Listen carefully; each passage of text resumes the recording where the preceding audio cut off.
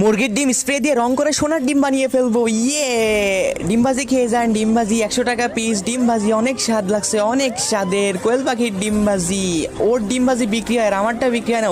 ওকে আজকে উচিত শিক্ষা দেবো। এই তো যাই, এবার ওর ডিমটা, কোয়েল পাখির ডিমটা নিয়ে নেবো আর মুরগির ডিমটা এখানে রেখে দেবো। আর এগুলো আমি বিক্রি করবো, আমার ব্যবসায় অনেক লাভ হবে।